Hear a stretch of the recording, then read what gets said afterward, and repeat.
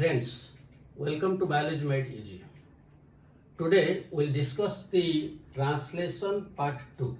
In the last video we have discussed part 1 where we have discussed what is the translation, what are the different requirements and how the amino acids are activated and how they combine with the tRNA, that means charging of tRNA.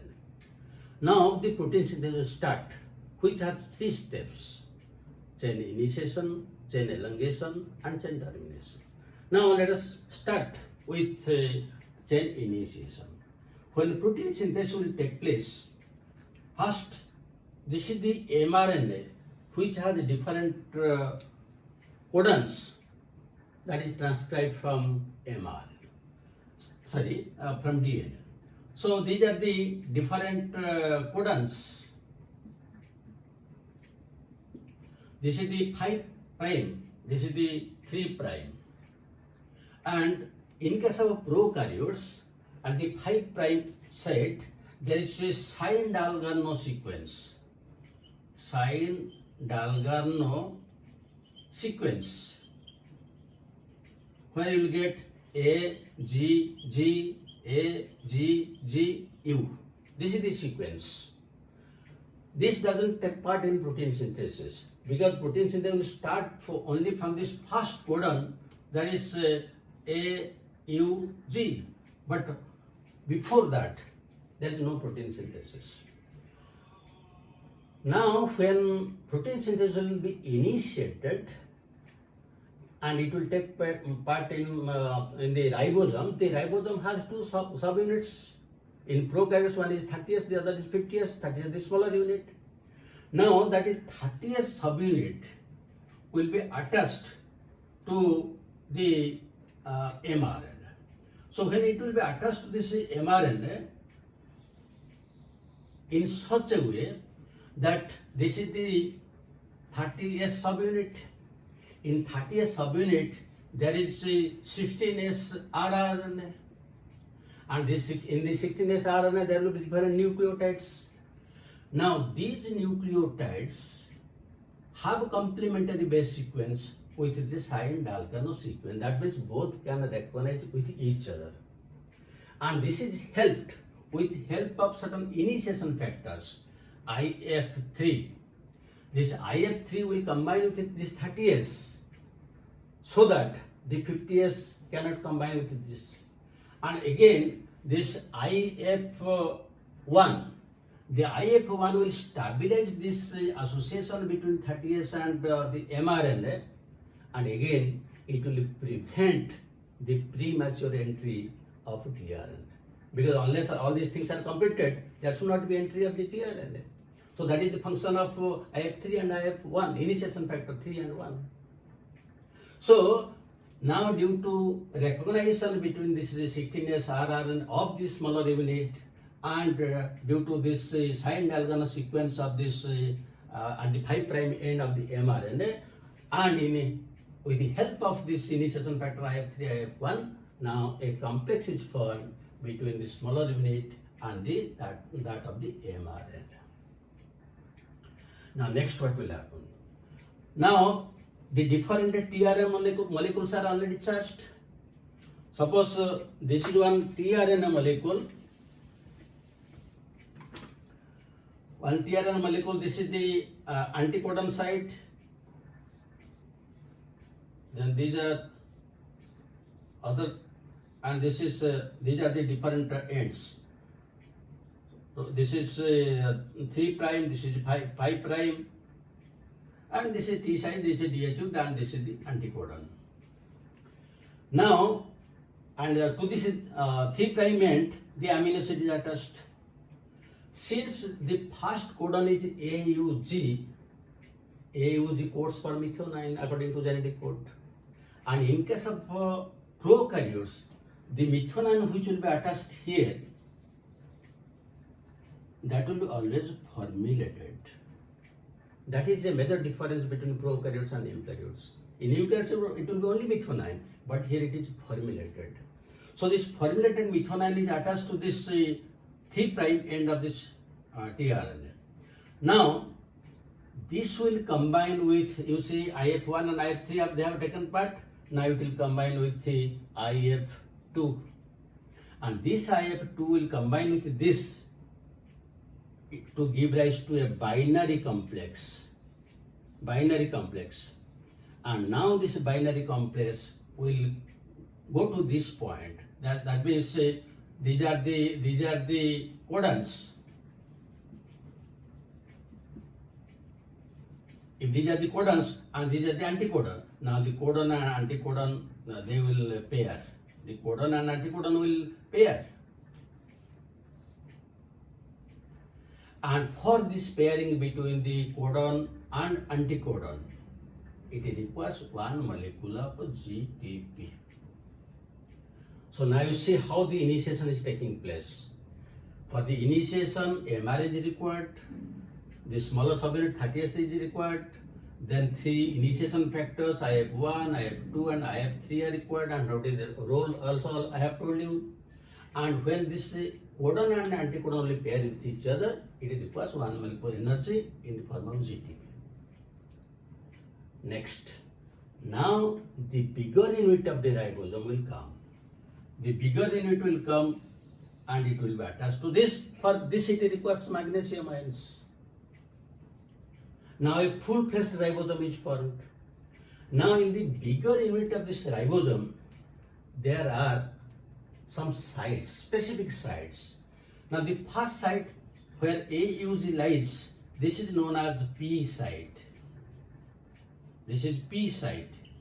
P site means a donor site, peptidyl or donor site. And the other site which is empty, that is known as A site, means acceptor site. In addition to that, there is also another site that is known as E site. E site means exit site. When the function of the tRNA will be over, that will be removed from the ribosome through this exit site.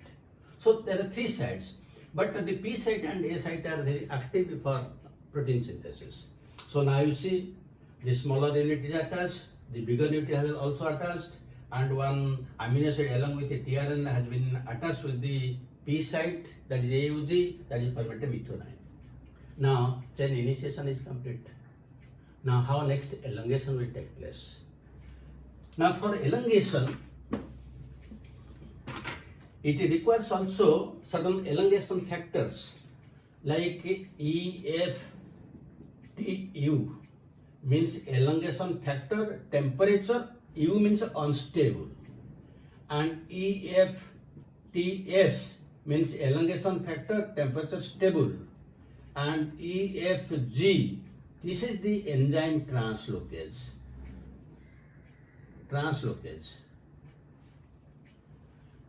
Now there are other charged tRNA molecules in the cytoplasm. Now EFTU will combine with the second charged tRNA. And what is that second charged tRNA? That depends upon what is the sequence at the A site. Suppose the A site it is CCC. Then the anticodon must have GGG because it will pair. So CCC means proline. So that means the tRNA having anticodon GG will bring proline.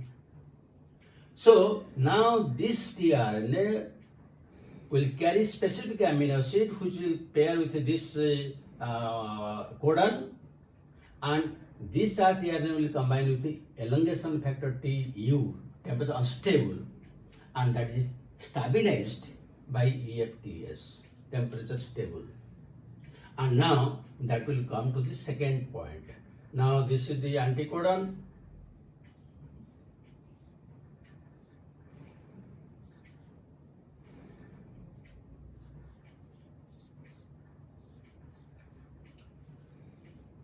Now this is the, you can write second amino acid AA2, second amino acid. So now the second amino acid, the tRNA with second amino acid, now it has occupied the A site. Now in the bigger unit of the ribosome, the P site is occupied by formulated methionine, that is the first amino acid for all types of proteins, and the second one, that depends upon what type of codon is there. Now, how the polypeptide will be synthesized? Now you see, the one amino acid is like this.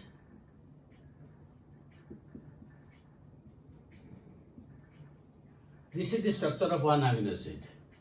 Now the second amino acid again H2NC, and then this side H, this side R, and that side again COH. Now what will happen? The OH group of the first amino acid from the carboxyl group, this will combine with one of the hydrogens of the second amino acid, and one molecule of water will be removed. Now there will be condensation and dehydration. Removal of water, dehydration and condensation. Now the bond which is formed between this is CO group and this is NH group, this is known as peptide bond. Peptide bond is formed between the carboxyl group of the first amino acid and the amino group of the second amino acid. But this peptide bond will be catalyzed by which enzyme? That enzyme is peptidyl transferase. Peptidyl transferase. Now this peptidyl transferase enzyme is present within the bigger unit of the ribosome. Very important question. Bigger unit, but again more important. This peptidyl transferase enzyme is not a protein enzyme. It is a ribozyme. It is, in case of prokaryotes, it is 23S, because you know in the bigger unit of ribosome in prokaryotes there is 23S is there. So here 23S present in the bigger unit. Now it will function as peptidyl transferase. That is why usually it is told that the entire ribosome is catalytic in nature, because it is dominated by this 23S and it is catalytic in nature. So now a peptide bond will be formed between the carboxyl group of this first amino acid methionine and the amino group of the second amino acid. So now a dipeptide is formed.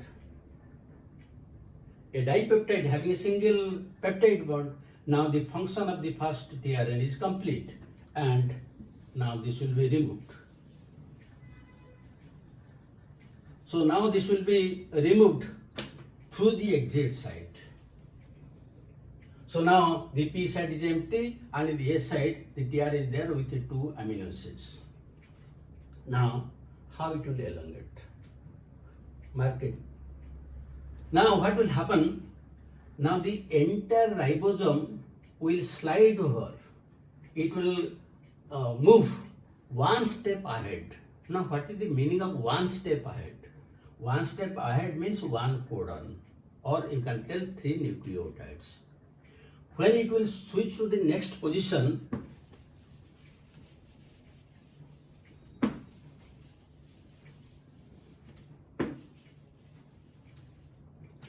in the next position, you see, this will be occupied by this, and this diagram will this. Now, if we will erase the first one, now this is the position. That means this dipeptide with this tRNA was in the A side, but now it is occupied the P side, and the A side is now empty. And this AUG codon, this side is already translated, so this will be out.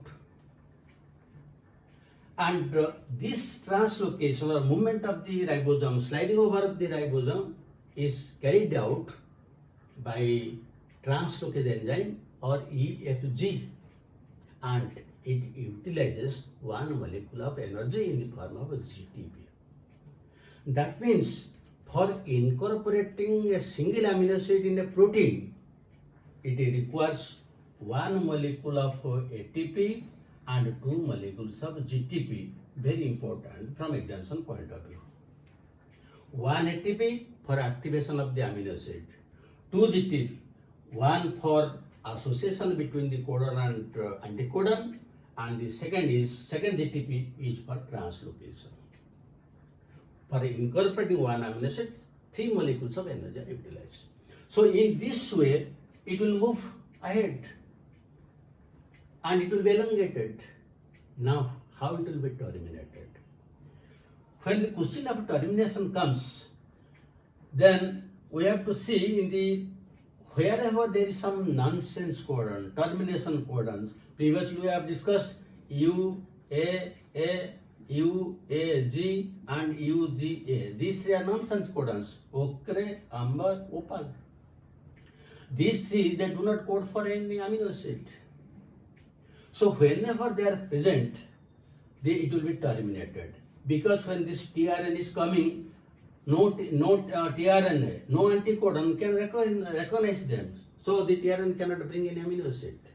But they are recognized by certain recognition factor, releasing factors. These releasing factors are again GTP dependent. Now the releasing factor RF1, it can recognize UAA, UAG. RF2, it can recognize UAA and UGA, the third one. And RF3, it stimulates both RF1 and RF2. These releasing factors, they use the ATP. So now when this releasing factor will recognize the nonsense codons, termination codons, that there will be no tRNA having any amino acid, and it is now pointed out that the protein synthesis is to be terminated. Now, this peptide transferase which is present in the bigger unit, that will be modified due to addition of one molecule of water, and that water will hydrolyze the bond between the amino acid bond formed between the tRNA and the amino acid. So now the polypeptide is released and the tRNA molecules are free, they will go outside. And after this translation of protein synthesis is complete, then the two ribosomal subunits will be separated because they combine together only at the time of protein synthesis. Otherwise, they are always free. So, in this way, the protein synthesis takes place in case of prokaryotes. Now, the protein synthesis can be inhibited in prokaryotes by different antibiotics.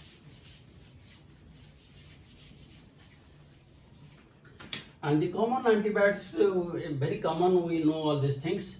It may be chloramphenicol,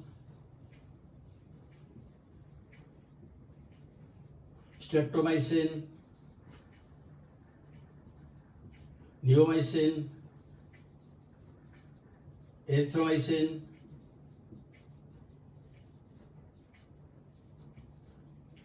these are the different types of antibiotics. They inhibit protein synthesis. That is why whenever we suffer from bacterial disease, usually doctors prescribe any one of these antibiotics. You take these antibiotics and after within 2-3 days you will be cured. Why? Because when we take these antibiotics, they will inhibit protein synthesis in bacteria which is causing disease. And when protein synthesis is inhibited in them, there will be no biochemical activities, there will be no multiplication. So naturally, the growth, the magnification of bacteria which was causing disease, that will stop and will be cured. So hope you have understood it perfectly, you must have enjoyed it. Now, I will give 2 questions.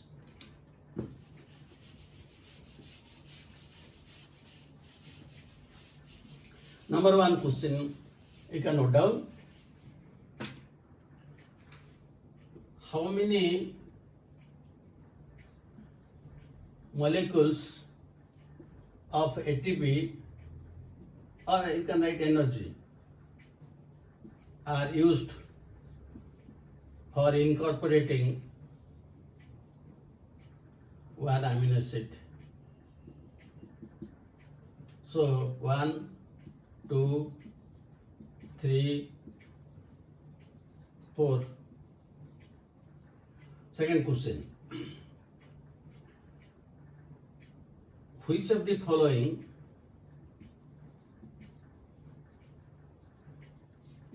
has catalytic activity? A choice 23S, B choice, 16S, C choice, 5S, D choice, none. You will be able to answer all these questions. Thank you very much for watching it, and have a good day.